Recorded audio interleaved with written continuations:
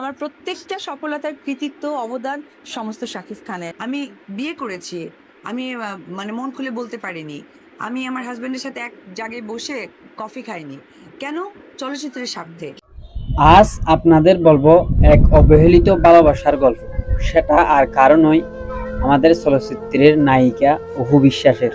অপু বিশ্বাস বাংলাদেশের সবচেয়ে সুন্দরতম নায়িকা হয়েও কিন্তু আসছে সবার কাছে অবহেলিত, শুধুমাত্র তার স্বামী শাকিব খানের কারণে, সুপারস্টার শাকিব খানের কারণে।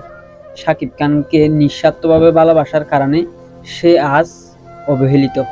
এই পৃথিবীতে নিঃস্বার্থভাবে যারা ভালোবেসে গেছে তারাই ঠকেছে, শুধুমাত্র অপু বিশ্বাসের এই গল্পটা নয়। পৃথিবীতে নিঃস্বার্থভাবে যারা ভালোবেসে গেছে তারাই ঠকেছে, অনেক হাজারো গল্পই কিন্তু উদাহরণস্বরূপ আছে। অপু বিশ্বাস এত সুন্দর নায়িকা হওয়ার পরেও নিজের ক্যারিয়ার শেষ করে দিয়েছে শুধুমাত্র শাকিব খানকে নিঃস্বার্থভাবে ভালোবেসে। আর শাকিব খান সেই ভালোবাসার বিনিময়ে উপহার স্বরূপ দিয়েছে বুবলিকে বিয়ে করে। সেই সময় যখন অপু বিশ্বাস এবং শাকিব খান একসাথে ছবি করত, তখন কিন্তু অপু বিশ্বাসের ক্যারিয়ার অনেক ভালো ছিল, কিন্তু শাকিব খানকে বিয়ে করে গোপনে সে তার ক্যারিয়ারে সবকিছু শেষ করে দিয়েছে, বাচ্চার মা হয়েছে। কিন্তু বিনিময়ে শাকিব খান তাকে উপহার দিয়েছে বুবলিকে বিয়ে করে।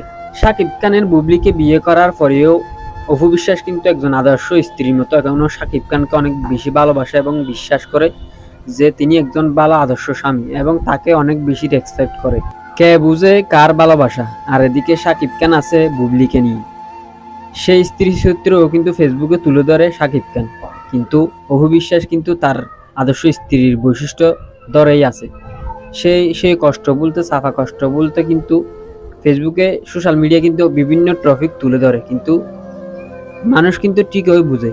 অপু বিশ্বাসের বিভিন্ন কর্মকাণ্ড সোশ্যাল মিডিয়ায় দেখলেই বোঝা যায় সে ভিতরে কতটা সাফা কষ্ট নিয়ে আছে, শাকিব খানের কাছে সে কতটা অবহেলিত হয়ে আছে।